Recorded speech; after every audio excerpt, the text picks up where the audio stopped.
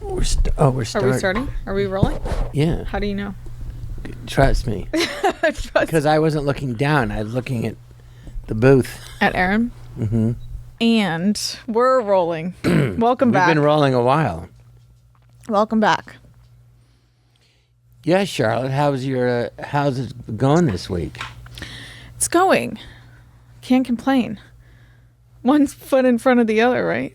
One step at a time. Yeah. You know, one thing I did want to talk about, What? which I think people might find interesting, was I mentioned it, but I hung out at Saturday Night Live. Oh yeah. Tell me about that. Well, I was in New Jersey, right across the river from downtown. So Okay. outside my window, I could look right at I was looking right at the building. Instead of the World Trade Center, the new building, the World Trade Tower. I forget what it's called. Okay. And it's a quite beautiful building and pretty inspiring too, because you think of what was there and what happened, and Yeah. and that the country, they didn't. So we'll build something back up, Mm-hmm. It's beautiful and poignant at the same time to see it. But I was there to do Happy Gilmore 2 and also the show Tires. Yeah, keep bragging. So I was off on... Oh, well, excuse me for having a career. So I was off on Saturday, so I thought I'm going to go hang out at SNL with Dana, because Dana Carvey's, pretty much back on the show. Yeah. So I did, and... Tell us about people, they're always curious about the show and what it feels like. And for me, it's not some like, oh, it's Saturday Night Live. Oh, it's this huge thing. Oh, it's this, it feels like home to me, Yeah. that I'm still a part of it. I mean, there's pictures in the hallway of the beginning years of the cast, and I'm in like 5 of them. That's amazing. That probably feels and so I'm on cool. the wall, and there's pictures of me upstairs in characters, and, other people too, but you see yourself, you feel part of the show. Amazing. And I said hi to Lauren, and Lauren loves popcorn. He always has popcorn in his office. Mm-hmm. You go, can I have some popcorn? He goes, you can have whatever you want, So he's super welcoming. It's always great to see him. And it was so much. And meeting the new cast members. Oh my God. Jared literally just ripped one right in my mouth. My dog, he just farted in your mouth? Well, why are you holding your head down next to his butt? What's wrong with you? Sure, he has the smelliest I'm trying to tell you a story, and you're Sorry, it's hard to concentrate. You're giving my dog a rectal exam?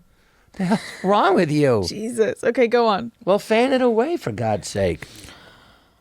That took me out. I didn't know you wanted to be a vet. I don't. No plans. Okay, so and go the on. host was Ariana Grande. Yes. Now, I know who she is, but I wasn't really familiar with her, as I said. I don't follow her music or anything. Yeah. I know she sang, but I would see clips of her imitating singers, and she was great. Yeah. And I have to tell you, after watching her on that show, I was blown away by her talent. It was off the scale. Like, I would say, literally, she was the most talented performer I've ever seen in my life. Wow, that's saying a lot.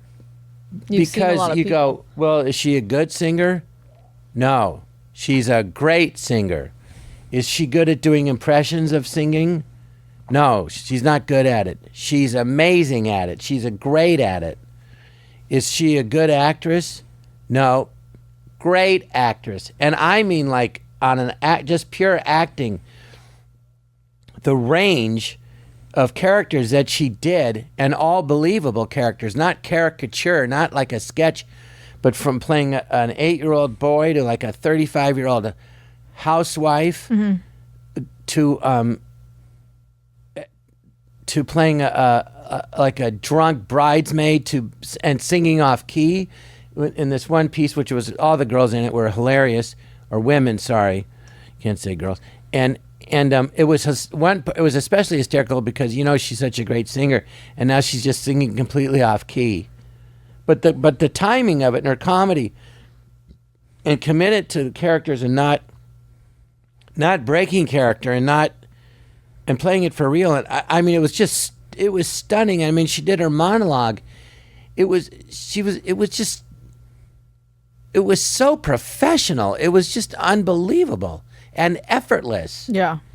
And during the show, what happens is, like, you'll do a piece. This is the part that I loved about the show that's different from every other show because it's live.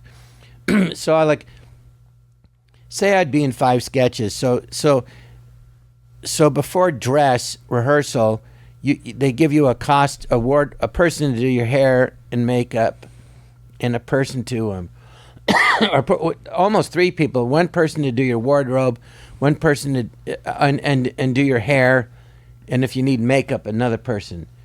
So the studio was built in I think the 30s or something.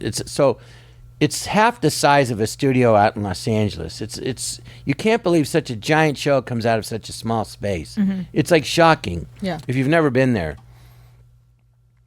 And so you have 2 minutes, say, between, if you're in the next sketch, commercial. So you've got to completely change costume. One time I was in some outfit with a wig and a beard and everything, like from the 18th century. I had to get completely out of it and change into Tonto with a different wig and a costume. And they're going, before the next sketch, 5 seconds, I had to dive on the stage to make it in time. So fun. But you're running. So Yeah. you say to the people, I go, whatever's next. I go, I'm in a sketch. Say I'm in and then I go, I don't know what the next sketch is. I'm just into the sketch I'm doing. So as soon as it's over, I'll come off, just grab me and just pull me along to wherever we're supposed to change. It's all pre-planned, and tell me what the next sketch is, because I go, I won't remember. I just won't. Yeah. I don't, Anyway, so I saw like sketches where like she would do a sketch, and that same thing, then they would end, and they would grab her and run off to where she was going to change. Mm-hmm. And, me being me, I'm right outside where she's Of course you are. changing. Well, they you can't see anything. I just happen to be in the middle of the studio under the rafters in the center just watching. And anyway, they're running her, and she's got a giant smile on her face. Like she's just having a blast. And I just was like, no tension, no like nerves, just smiling. Yeah. I mean, she was so, and then so after dress, they're all on stage. So I just wanted to, meet her and say, hey, you're doing great. And she's like, oh my God, coming from you. Do you know what that means? And I said, yes, it means I can tell everybody that you just said, oh, coming from you. Do you know what that means? But she was super nice. Yeah. I just met her for a second, Yeah. but she was that great. I mean, I remember you calling me right after and I was raving just about her. blown away. Yeah. And then hanging with Dana was really fun and nostalgic and surreal because we were on the show together, and to be back there, or for both of us, it feels like that. Like, can you But I think it's great that he's doing it. He's been doing amazing. I love his Biden. I even this week loved his Elon Musk. I thought it was great. I just could watch him all day. It's incredible to see, and it's so fun like seeing him back there doing his thing. I just thought it was funny that Elon Musk, who I actually admire, was complaining, saying, "Oh, he's not funny, doing imitating me, and it's not funny, right?" And I go, Jesus, get a sense of humor. I go, Yeah, come on. He's just jumping up and down like it was ridiculous. Yeah, it was. I go, if they imitate you on SNL, it's like Bethany. Means you're doing something right. Like Bethany Frankel, from Real Housewives of New York. Well, anyway, I haven't known Bethany since she's in her 20s. There was a group of 5 girls in their 20s, and I used to hang out with all of them, all from Los Angeles. Of course, 20-year-olds. Obviously. Well, this is years ago, Sure. 30 years ago. So when I saw her in Real Housewives of New York, I remember thinking, I go, what's Bethany? Bethany's not from New York, and she's not married, and what is she doing? I go, it must be a business thing. And I ran into her a few years later, and she goes, yeah, it was, And she created that skinny girl thing all on her own and everything. Yeah. And I just read an article about her where she said, they imitate me on Saturday Night Live. She goes, I love it. She goes, I think it's hysterical. Because you have to have the ability to laugh at yourself, and it means that'd be a dream. It means you're part of the culture, of the zeitgeist. Totally. I mean, it's an honor, Absolutely. I mean, that'd be so flattering. I think it's awesome. So for him to get all worked up about it, it's like, why would you care? I mean, you could buy Rockefeller Center. Seriously. What do you care? It's ridiculous. But it was really fun hanging out. Yeah, I bet that was really cool and nostalgic.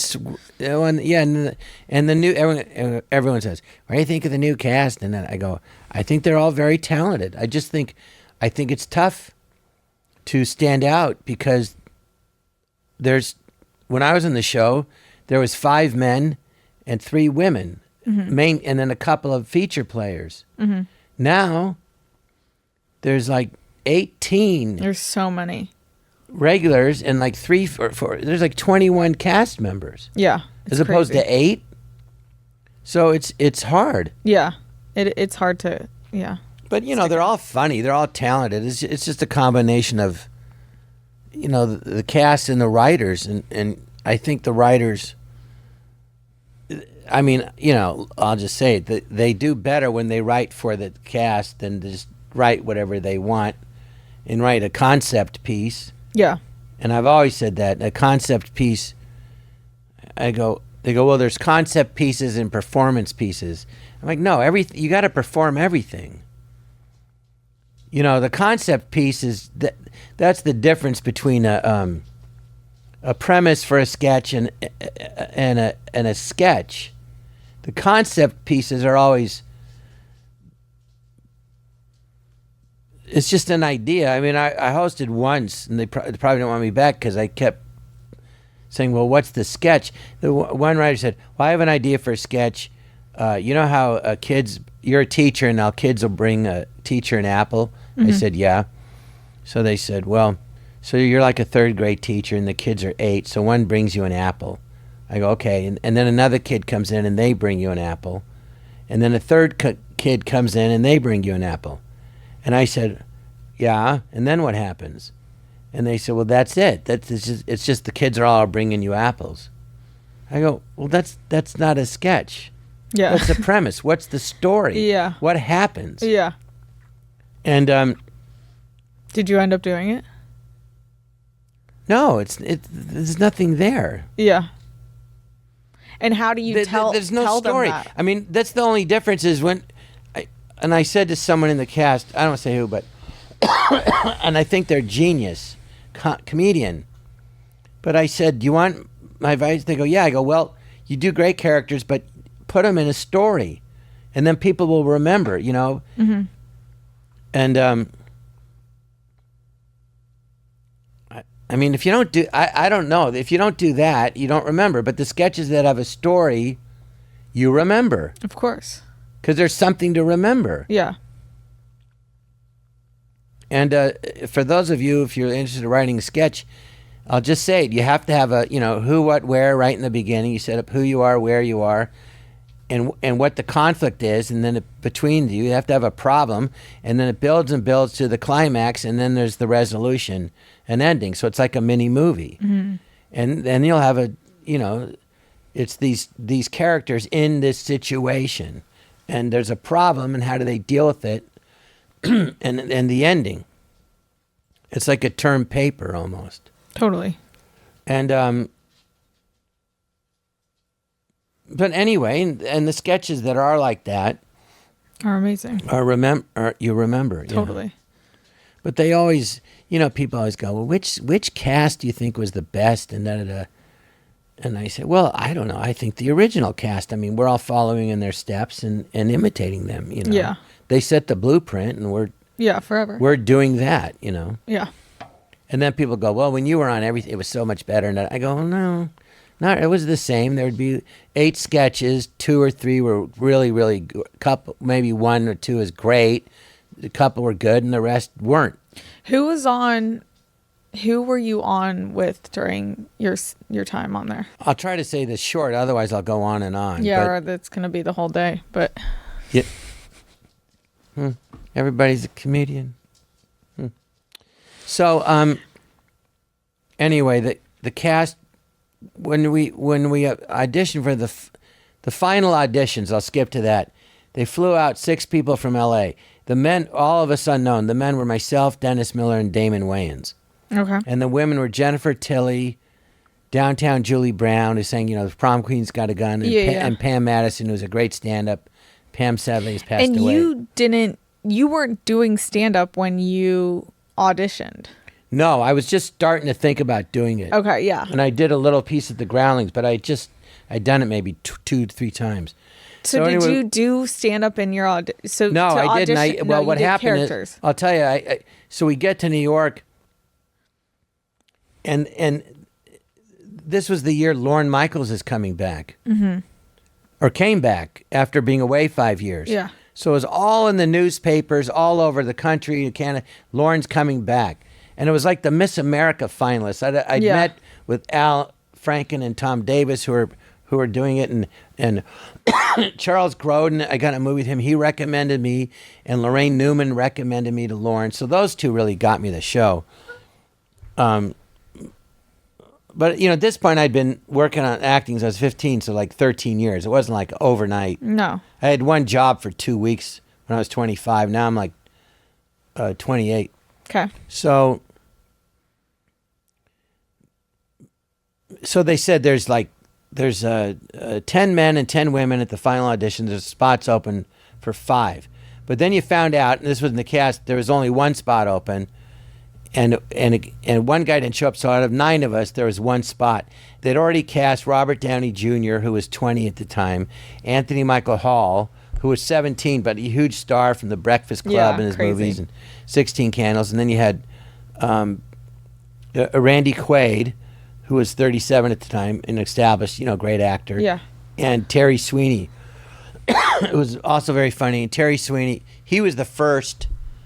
I'm the first openly gay actor on SNL. Yeah. So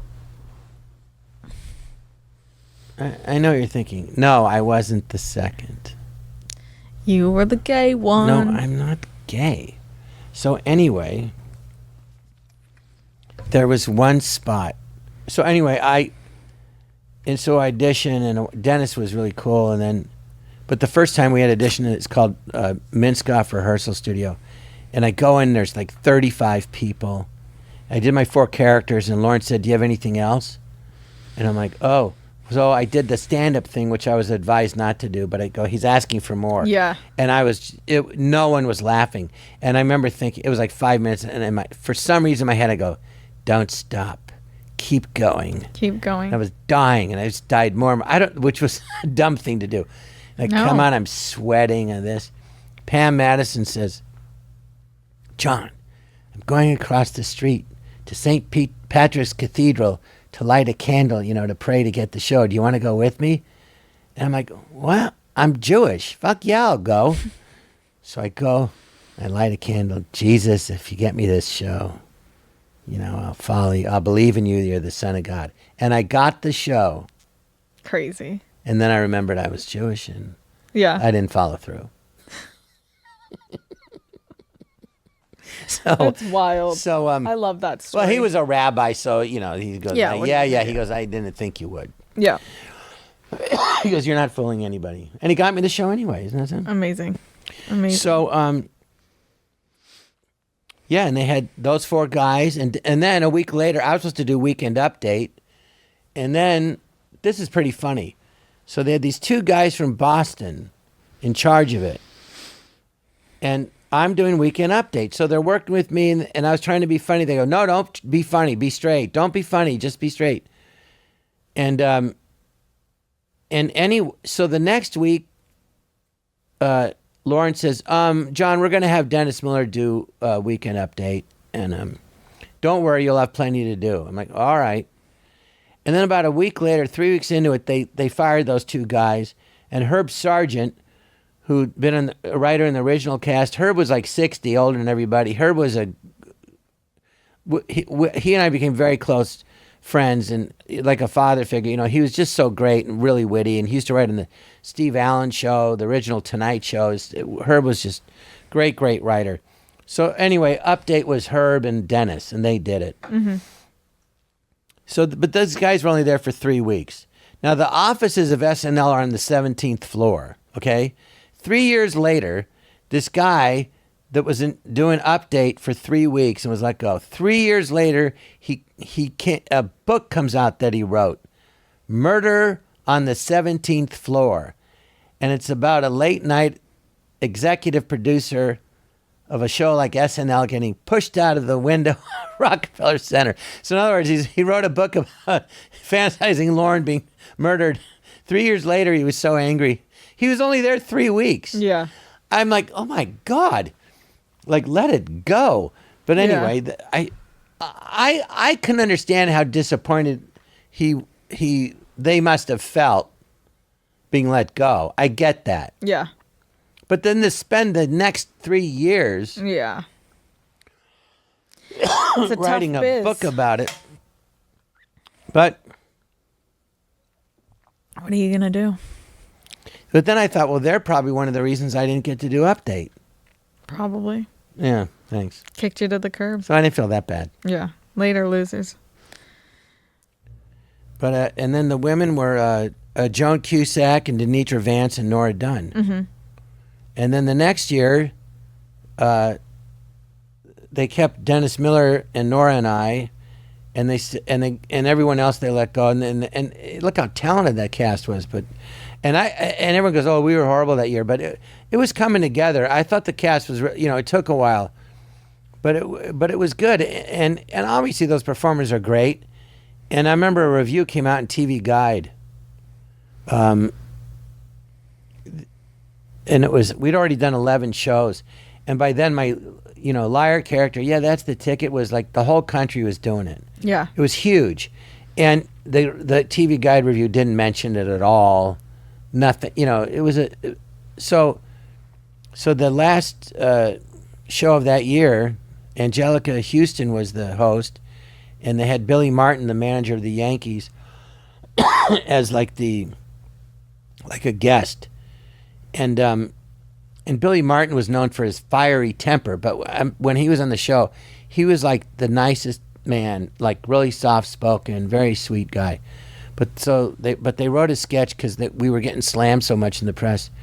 So the idea was that, which to me was funny. It was Billy was angry that he wasn't in the show more, so he set fire to the studio, which was his reputation. But he wasn't like, he couldn't have been sweeter. He was the nicest guy. Funny. So they wrote it. So then Lorne sent there was a fire and Lorne to the writers, go in the room. And then I start to go, no, John, wait for me in my limo. So the joke, he saved me from the fire, But it was just, the show goes, let's just go after ourselves. And then the credits rolled, and there was a question mark after everybody's name. And people, and the thing of the cast being in the room with the fire, going, we're burning, And luckily, I got hired to come back. I was already hired. So they said, who do you work well with? To me. So anyway, so the next year, it was Dennis and I and Dana Carvey, and then he helped get Kevin Nealon on, and then I helped get Phil Hartman on. But Phil also got recommended by Lorraine Newman and Charles Grodin. Phil and I had been in the same movie called Last Resort with Charles Grodin. Mm-hmm. And Phil had been in the Groundlings. And I remember I had to really push for Phil. And Lawrence goes, what do you think of Phil? I go, well, man, if you think I'm good, I go, you'll love Phil. He's a genius. And Lawrence said, what? John, how long has he been in the Groundlings, which is, the improv group we all came from? And I said, 10 years. He goes, well, if he hasn't made it by now, don't you think there's a reason? And I said, yeah, I guess. And then I thought, well, what? He's so talented. Like, I thought, how can you be that talented and not, Yeah. And the reason really was Phil didn't want it. And when he got offered the show, he turned it down. So a lot of people don't know that. That's and then he crazy. changed his mind. So I called him up. I go, oh, you changed your mind. You're going to do it now. And I wanted the credit. I go, so is it because of me? Because I made you believe in yourself? And, he goes, no. Oh. Well, why? He said the producer, Joel Silver, said, you're crazy not to do it. and Joel had produced this movie, Jumpin' Jack Flash, that Phil and I had been in, that Penny Marshall had directed. And Penny had called me when I'd met her at my first show, and then she was doing this movie. She took over after 6 weeks and said, can you recommend anybody? I need improv actors. So I recommended a lot of friends from the Groundlings, and then she hired them all. But Phil got it on his own, that movie. How long did you do Groundlings?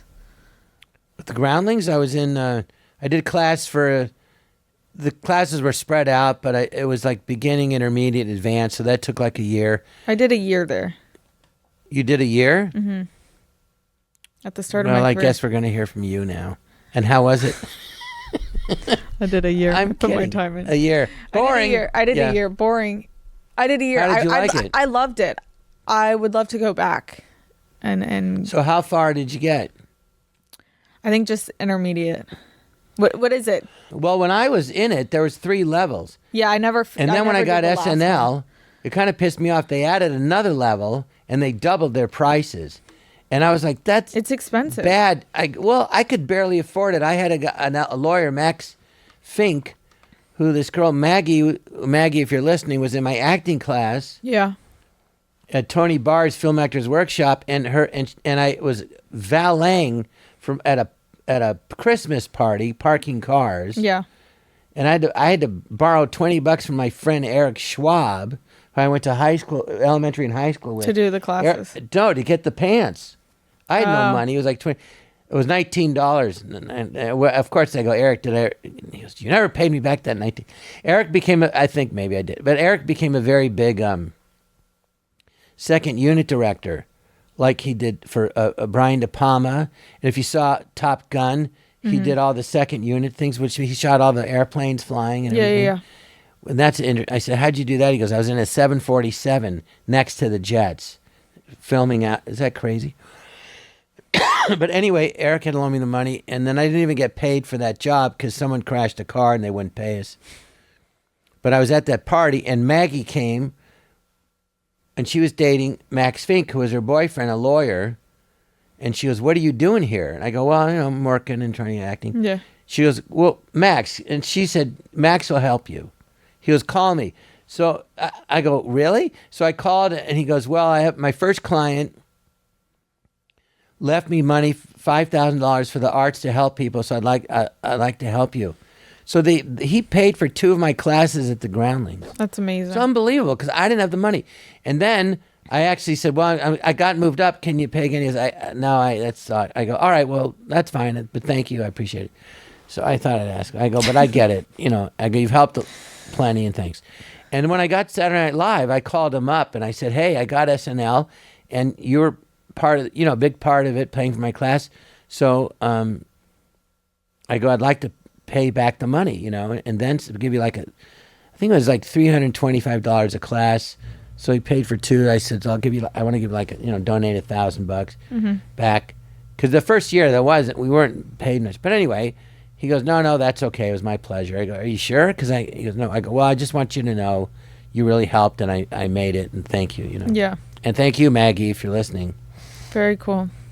And yeah, no one does it alone, And Lorraine Newman and Charles Grodin. But anyway, so you made it to intermediate? Yeah. Well, why did you stop, Charlotte McKinney? I think I booked Dancing with the Stars or some shit. And what do you mean you think? Were you on it?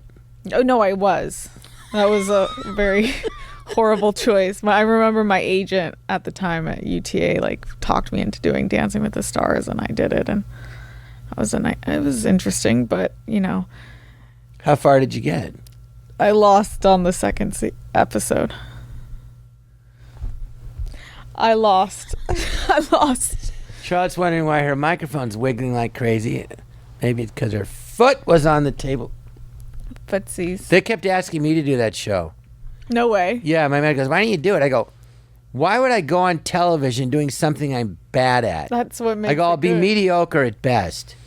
You should have done it. I couldn't. I go, because then I know what would happen. And then they'd start critiquing me. And that one Italian guy would start yelling. And I would just start yelling back. Yeah, they were mean to me. Yeah, and I'd go, shut They the were fuck so up. I mean to me. go, no kidding, I was bad. I'm not a professional dancer, you jerk. They were Why don't you horrible. try being funny? I go, so I'm going to be on TV saying that because I know me. I would just Yeah. get mad. Yeah, They I go, you remember. can't say that. They go, the hell I can. I go, I don't need this guy giving me crap. Yeah, I about the remember fact that one I'm of them trying. said something really lame, and it was just like, you can't do the cha-cha or some bullshit. Yeah. Or like, stick to what you... I'm like, yeah, I'm trying. I'm not a freaking dancer. I like to dance, but I don't like, I love dancing. I'm a big dancer, but I don't like when people like choreograph and like make it like a 1, 2, 3, 4. Well, I'll it's say hard. this: the people that are on there that aren't dancers, but do it. Yeah. It's very impressive. Oh, it's awesome. And I go like, well, so if you said, well, you're saying you couldn't do it, I go, exactly, I couldn't do that. Yeah. And then I remember Brooke Burke was on it, and I She's know great. Brooke, and she's like, oh, I broke her ankle, I broke It's bones. hard. I go, well, I go. I mean, I think, I go, yeah. I don't need to break my dance. You don't dance at all, then you're dancing 8 hours a day. Of course you're going to get injured. They made me do the hours were so intense, and I was just like, so I wasn't too How many sad. hours a day? Was it 8 hours a day? Yeah, something like that. You'd go to practice, you'd do interviews, you'd go back to practice, you'd do more interviews, costume. Yeah, then they always want something personal, and yeah, and everybody's then they crying. they made you cry. Perfect. Like, it was just, yeah. I mean, shout out to Dancing with the Stars. It's all good. It's cool. I like it, but What was I going to say? I always wished I was a ballet dancer, but I would get on point and I would break my feet every time. My big toe would just crumble under the pressure, and I'm so grateful that I have a chance to show off my non-dancing ability. they would overwork you to the point you would cry. Like, there was this one day, like, I was just like, I hadn't slept. It was like they purposefully They kind do of it on they purpose, break yeah. you. I got this question sent in, and I think it's a really good question for both of us. What is the maximum reasonable age difference for a man and a woman? That's crazy, because I was going to ask you that. No way. I swear. Really? Just in my head. Okay. Yeah. I have always dated older, and I think you have always dated extremely younger. So, Not always. okay, not always with me. Now. Not always. But yeah, what is it? Because like, you see, Mick Jagger's wife or girlfriend, she's maybe, I think it's a crazy age difference, and or some 40 of the years or more. 40 years or something. And you're like, does that work, or is it too much? When is it too much? Or love is love? And Well, this is what happens. Like, clearly you're younger than me, right? yes, thank God. What are you, 30? How many? No, more than that. 36 years? Okay. I'm 26. But what happens is, 40, so you're 26. Yeah, so we're 40 years apart. Yeah, that's the ticket. So anyway, Yeah. But the point is this, that when for a man, when you're like 13, right? You're Wait, hold on. what are you going to the bat? Where are you going? My pants are riding up. Oh, is this getting you excited? It is. Okay, go on. Talking about older men. When you're 13 or so, right, and you're looking at, in America anyway, and then you start sex, and you start being able to puberty and all that, and it kicks in. You're looking at usually women in the 18 or Sports Illustrated or movie stars or sex symbols in the movies. They're all in their 20s, and most men, it doesn't change a lot, and so when what you're physically attracted to, of course, mentally it changes. So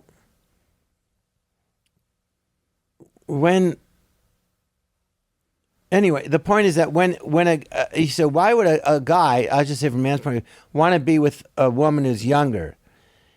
Because when you look at a younger woman, in your mind, you go back to her age, and you feel like you're that age until she starts talking. Exactly. But then there comes a point. And then you realize, yeah, you're not age-wise, you're not compatible, but everybody's different. Yeah.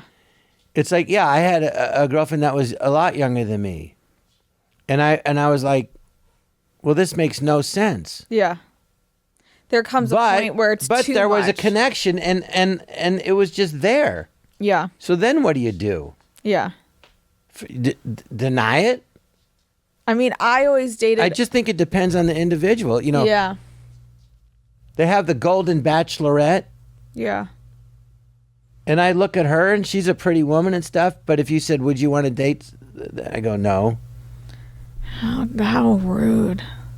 Well, it's nothing against her. It's me. Yeah, you're a pig. No, I'm not a pig. I'm not. No, but if you say, I was at a bar with a friend of mine. He's 18 years younger. He goes to this bar. These girls are at college in their 20s. I go, what am I doing here? He goes, oh, look. I go, I'm 18. I go, this is like, they look like they're in high school. I go, they're too young. I feel like a good age for you. They look like kids to me. I go, I can't, right? I go, it's too, and they're 21. I go, it's too. I feel like for you, like 38, 40 would be a good age. Yeah, that's fine. Glad you sized me up. I feel like for you. No, but what I was going to say is I've always dated. 80, 90. Perfect. Right about to die. Great. For me, I've always dated older. I've always dated at least like 8-year difference. And I always thought dating. And it never works out. I always thought dating older guys meant they were more mature.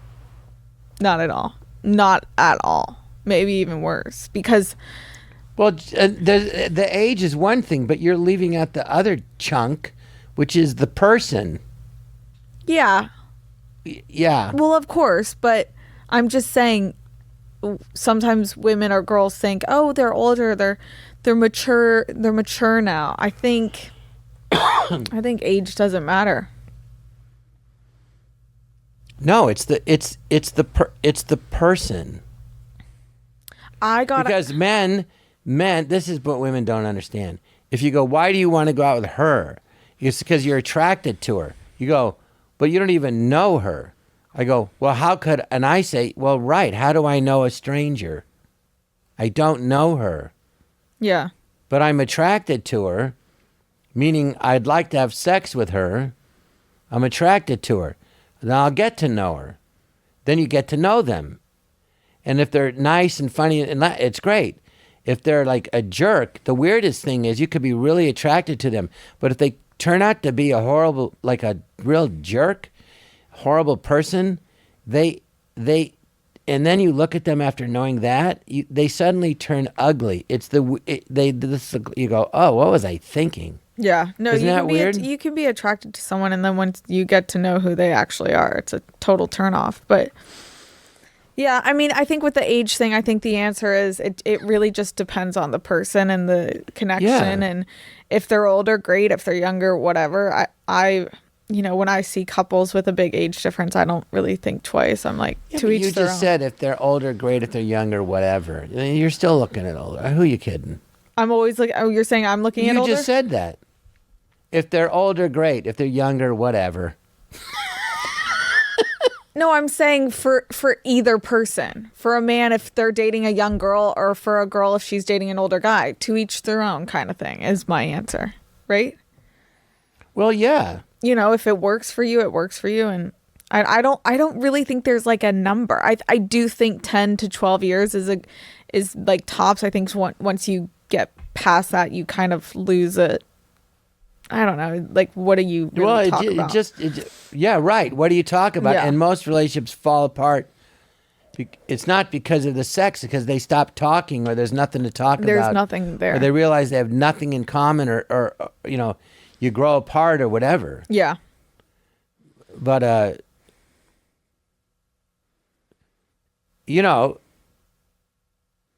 well, I used to go to the Playboy Mansion because on movie nights on Sunday. But people go, "Why was it like a big sex thing?" I go, "Well, not when I was there. It was just his friends that who haven't been friends with for like 40, 50 years, older, and then they'd have a movie, and then they'd have these delicious egg salad finger sandwiches." Ew. Oh, I missed those. And it was fun. And then there would be girls there that were young and playing, and you go hi, and it was fun to look at them. But, it wasn't like this big thing then, because he was married or had a girlfriend. It wasn't like in the 70s, whatever. And, but the problem was you'd see Hefner with, young girls. You go, oh, well, younger girls, they're really attractive. They like him. You know what I mean? And it kind of skews your perspective. Yeah. Next question. Ready? Mm. Oh. Okay. The person I'm sleeping with, I'm having trouble how to approach the holiday season coming up. We're not dating. I just genuinely like hooking up with this person. All right. Well, I'm not an idiot. What? I know that that's you are asking me that question about yourself, and I know who it is that you're hooking up with. You don't know who I'm hooking up with. Yes, I do. No, you don't. And he's right there. No one knows. I know. He told me. And he's right there. Jerry, yeah. Jerry, come here. Jerry, I don't want to get you anything for Christmas. So my question is... Oh, it's your question? A question No. You just said it. A question someone sent me. It's your person you're hooking up with, and the holiday Jerry, season's coming up. What would you like Charlotte to get you for Christmas? Do you get Look them? how he's looking at you. He's just looking at you like, how can you pretend it's not me? Do you get them something? Do you go to Christmas with them? Like, what do you do? Well, I think it would be nice to get them something. And like what? Like, so you're just sleeping with the person, but you don't want to get them a gift for Christmas? What was the question? Should I get them something, or what do I? The question was, the holiday season's approaching. Do you go with them on trips to their family? Do you bring them gifts? Or do you just like totally kind of like step away? What was the first part? You're just sleeping with them. You're not dating. All right. Well, how can you be sleeping with them but not dating? I'm not. This isn't a question from me. This is from the fans. This is from the fans. If you're sleeping with them, that's more than dating. No. I had a friend when she goes, I go, were you married to someone? No, we were engaged. No, I said, were you engaged? No, we were married. That's like saying, are you dating him? No. There's another term. We're just sleeping together. Well, I mean, there's that's another more term. than dating. It's called like a situationship. It's someone you have sex with, and you're not. I would think at the very serious. least you would get them a card or a gift. I think so. My point is, I think you get them a little something, nothing too outrageous. But do you go spend the holiday with their parents and meet the whole family? Well, why don't you ask the person? This is to me. It's like, well, do you talk? Well, you got to talk about it. I don't know who sent this question. That's the problem with most relationships. People don't talk. Yeah, you have to talk and ask. But it's like, I think inviting someone to meet family is like a big step, and if you're not dating someone, it's kind of a big deal. Well, if they're not your boyfriend or girlfriend, unless you want them to be. But in my opinion, if it's the woman, she wants the guy to be his girlfriend and wants to meet his family. The woman does. Yeah. Yeah. Interesting. I'll let Unless them she's know. paying the guy like a gigolo. I mean, would you, okay, like let's say you're having a fun time with a girl, you're not dating her. Would you bring her along on your Christmas experience? Oh, you're Jewish. Hanukkah's. Oh my God. Would she come over to light your menorah? Yes, I would, Fräulein. Would she dreidel your Und dreidel? draußen würde ich schmelzen, reizend und speint. Would she trust your dreidel? Would she dreidel the dreidel? Would she twist my dreidel? Dreidel. You know? God. Or if you don't want to If get I'm- serious with her, you say, I'm No, going to here's do it the on truth. my own. I don't, and I know this for a fact, I don't think you can, man or woman, repeatedly sleep with the same person and not have any feelings. It's impossible. Truly? You think? Yes. I beg to differ. Over and over. Sleep with them and then have no feeling. You beg to differ. I feel like some people just don't. Well, then they're lying. Yeah. They're lying because as soon as you say, I'm going to go see someone else, they go, what? What do you mean? Yeah. Well, we're just dating. Yeah, but I don't like it. You even a guy, you can't. I have a friend like that. He goes, oh, not like that, but he dates women and this. And he goes, no. And I said, you know what? You're full of shit. I go, you can't. And later on he goes, yeah, you're right. I go, yeah. If you're going back to someone after repeatedly like, sleep with someone and have no feeling. yeah, okay. Unless you're a total psychopath. That's true. That's true. I agree. I think after like the fourth intercourse, it's like, you're kind of like, I think I like this person. My gosh. You make it turn it. Sounds so clinical. After the fourth rear entry, we have liftoff. Okay, well, I hope we answered those questions to your guys. I would think you'd at least get the person a card.